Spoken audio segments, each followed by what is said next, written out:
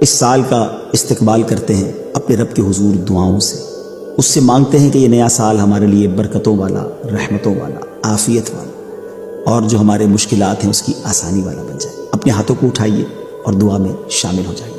اے رب کریم، تیری مہربانی کہ تو نے ہمیں یہ سال پورا کرنا نصیب فرمایا۔ اے اللہ، اب تک زندگی میں جتنے ہم نے سال گزارے، جتنے لمحات گزارے، یقیناً اس میں بہت خطائیں ہوئی ہوں گی۔